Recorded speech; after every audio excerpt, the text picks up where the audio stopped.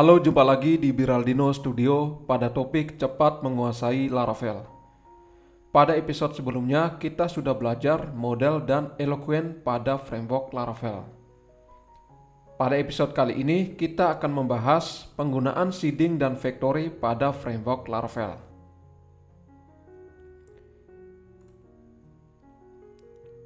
Di sini kita gunakan Laravel versi 8.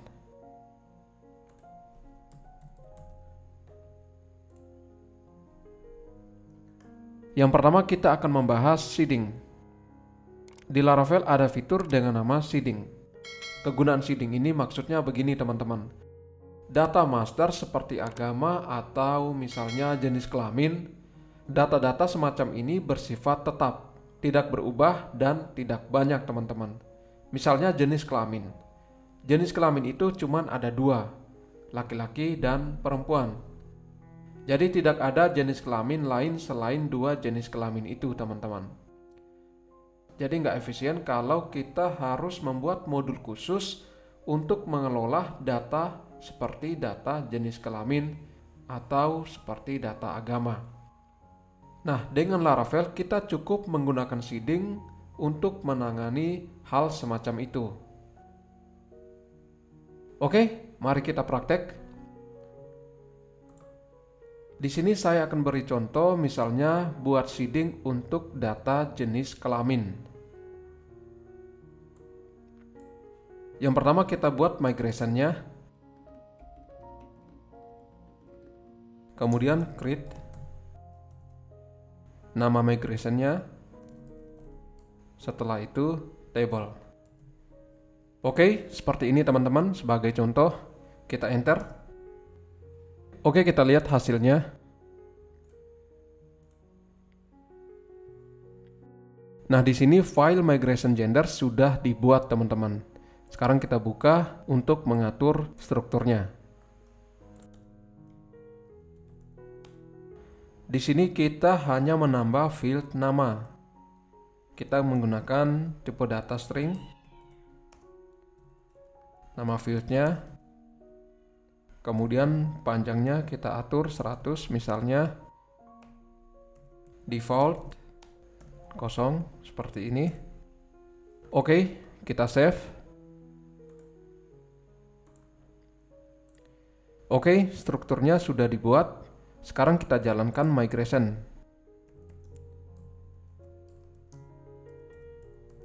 Seperti ini, migrate, kemudian di enter. Oke, buka database.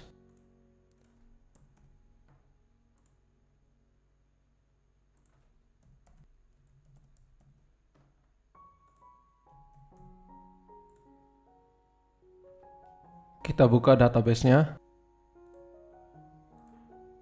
Oke teman-teman, di sini tabel gender sudah dibentuk. Kita lihat strukturnya. Oke, di sini ada ID, ada name, kemudian di sini ada create add dan update add. Oke, tabelnya sudah di-create. Selanjutnya kita akan buat seedernya. Ini kita clear dulu. Kita akan lihat dulu perintah artisan apakah ada untuk buat seeder. Garis help seperti ini teman-teman. PHP artisan make garis help seperti ini.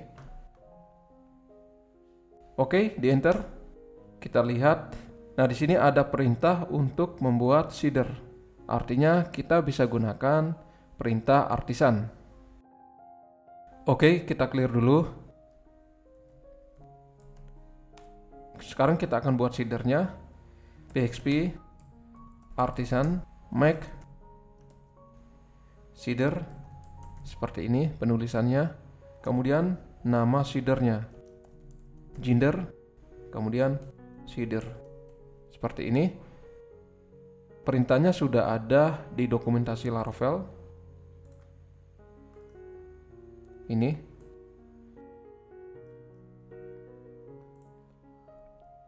Oke, kita langsung enter. Sekarang kita lihat filenya di folder seeder. Di sini Nah, sudah dibuat file seeder untuk gender. Ini default scriptnya yang dibentuk menggunakan perintah make seeder. Nah, di file seeder ini kita akan menuliskan kode program untuk memasukkan data ke dalam database. Oke, kita tulis seperti ini. DB, kemudian tabel. Di sini nama tabelnya genders,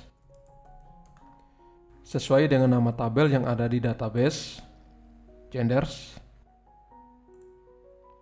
Kemudian insert, ini fungsi untuk merekam data. Kemudian kita arahi lagi di sini name, sesuaikan nama fieldnya name ini, kemudian nilainya atau value-nya. Setelah itu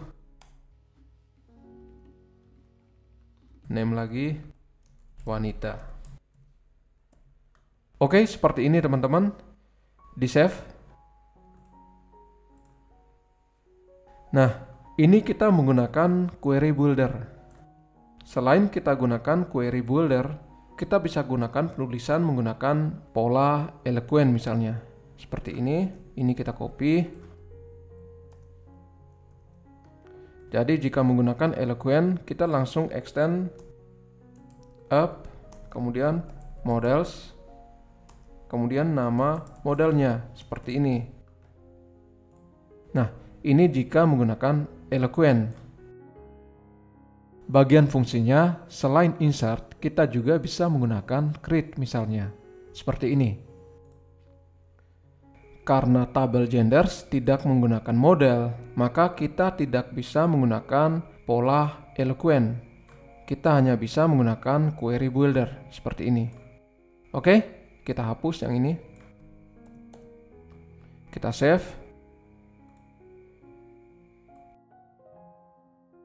Oke, sebelum kita jalankan seeder, kita harus daftarkan dulu gender seeder ini ke file database seeder.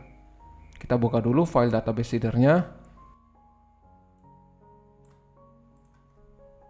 Kita tuliskan seperti ini, this, kemudian call gender seeder. Seperti ini, kemudian class. Oke, seperti ini saja. Sebenarnya bisa saja tidak perlu membuat file seeder yang berbeda teman-teman. Kita bisa langsung menulis di file database seeder, langsung di sini teman-teman. Misalnya, kita copy saja kode program ini, kemudian paste langsung ke sini, atau ke file database seeder. Nah, sebenarnya bisa seperti ini. Tapi, untuk memudahkan kita, apabila file seedernya banyak, alangkah baiknya seedernya dipisahkan. Tapi tergantung lagi kebutuhannya teman-teman. Sesuaikan kebutuhan teman-teman. Bisa saja langsung di file seeder, atau bisa saja membuat file yang berbeda, seperti yang sudah kita buat. Oke, di save. Jika sudah, sekarang kita akan menjalankan seeder. Artisan untuk menjalankan seeder ada dua teman-teman. Yang pertama seperti ini, PXP artisan db seed, seperti ini.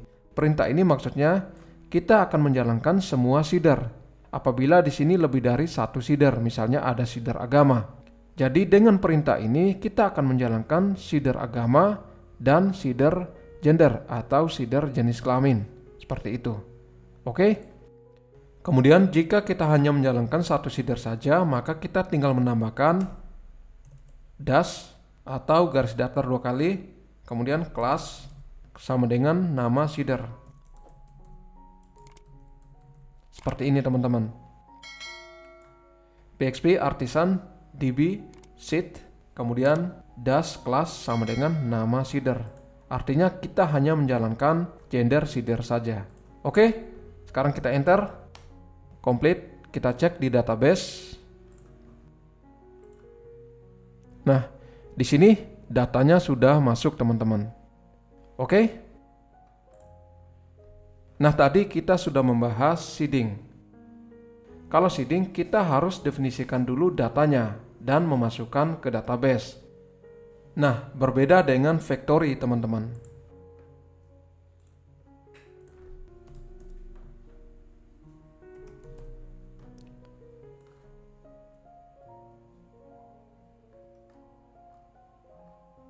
Kalau menggunakan factory, kita akan memasukkan data dummy yang sudah tersedia dalam paket framework Laravel. Data dummy ini biasanya digunakan untuk melakukan pengujian aplikasi yang sudah dibangun, teman-teman. Misalnya kita butuh 100 data dummy untuk dimasukkan ke database. Kita bisa menggunakan factory, jadi kita tidak perlu memasukkan manual satu per satu, teman-teman, untuk data dummy-nya saja. Kita bisa gunakan factory. Nah, bagaimana penggunaannya? Mari kita praktekkan, teman-teman. Ini kita clear dulu, teman-teman. Kita cek dulu perintah artisan make help. Kita cek. Oke, di sini ada perintah untuk membuat factory. Artinya tersedia di perintah artisan. Oke, kita clear dulu.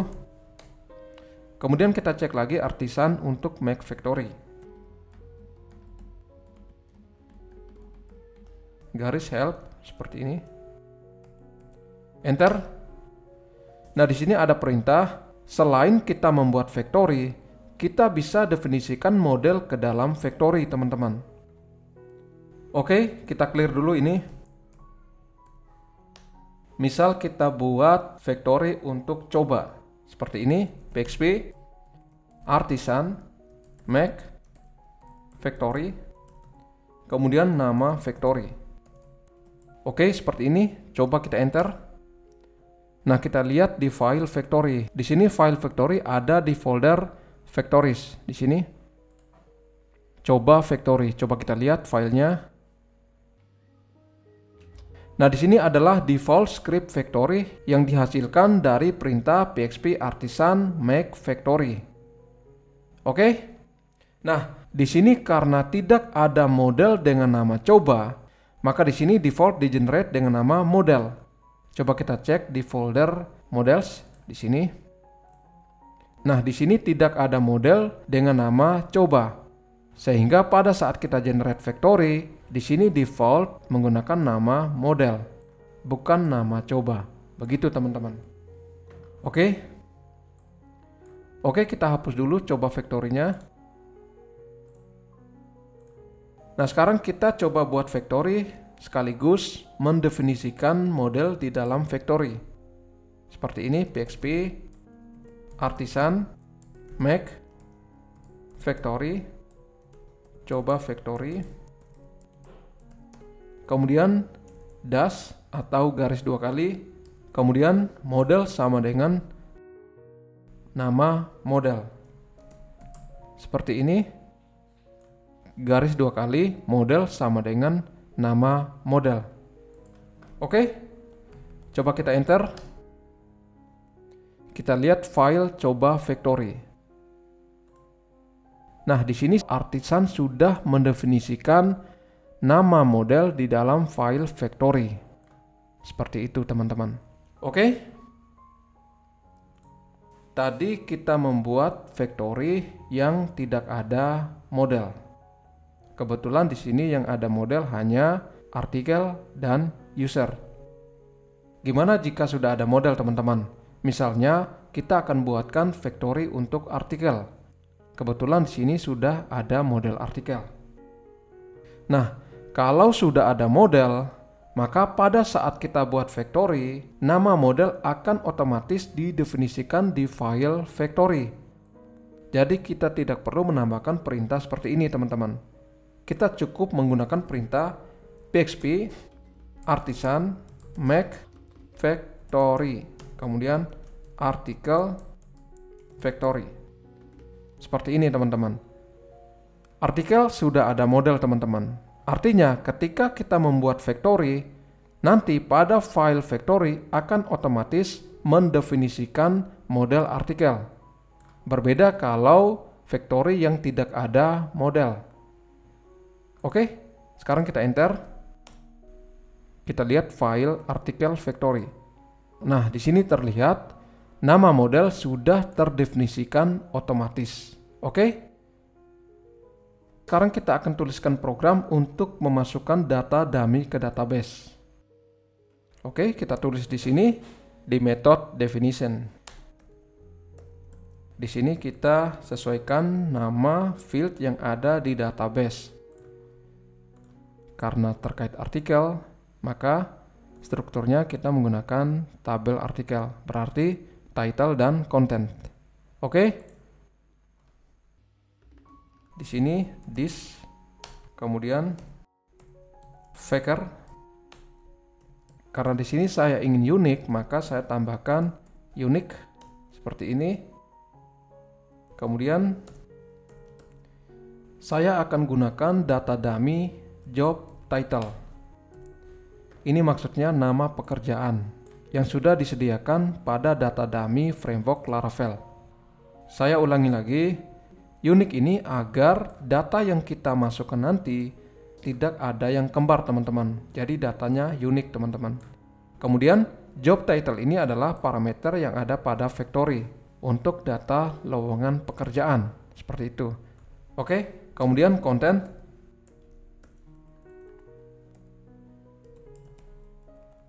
This Faker. Kemudian unique biar datanya tidak ada yang sama. Setelah itu, karena terkait konten, maka saya gunakan parameter paragraph. Oke, seperti ini. Di save. Jika sudah teman-teman, selanjutnya kita akan menjalankan factory. Kita akan menggunakan Tinker, PHP, Artisan, Tinker. Oke, kemudian di enter. Setelah itu, use up models artikel. Oke, sesuai ini up model nama modelnya. Kemudian enter. Sekarang kita akan menjalankan perintah untuk memasukkan data ke database. Artikel, ini nama modelnya. Kemudian factory. Setelah itu create. Seperti ini. Jika sudah di enter. Nah, di sini datanya sudah masuk ke database. Ini judulnya, kemudian ini kontennya, di sini ID-nya. Sekarang kita lihat di database. Nah, ini datanya sudah masuk teman-teman.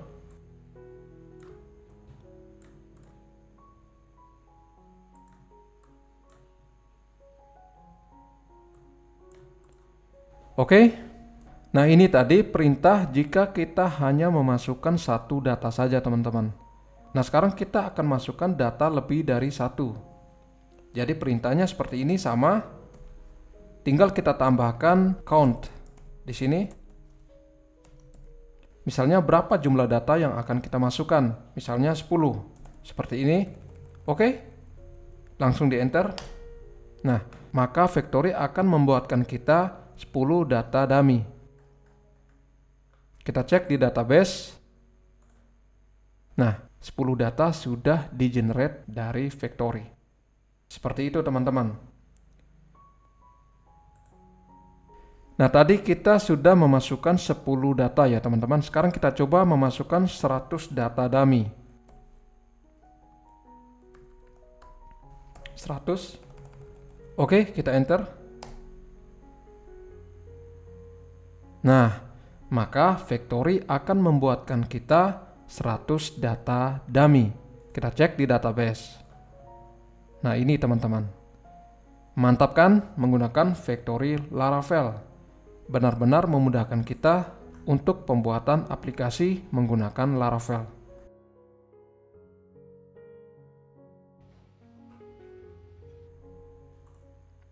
Oke teman-teman, sudah paham ya? Seperti itu kegunaan factory pada Laravel. Jadi sangat memudahkan kita untuk pengujian aplikasi yang kita bangun menggunakan framework Laravel. Dan benar-benar terbantu teman-teman. Oke teman-teman, saya rasa cukup sekian pembahasan terkait kegunaan seeding dan factory pada framework Laravel. Semoga pembahasan ini bermanfaat untuk teman-teman. Untuk mendalami, teman-teman bisa eksplor lebih lanjut dengan membaca dokumentasi pada situs Laravel. Dukung terus channel ini dengan membagikan link video ini kepada teman-teman Anda dan ke media sosial. Bagi yang belum subscribe, silakan subscribe untuk mendapatkan informasi topik-topik terbaru pada video selanjutnya. Terima kasih.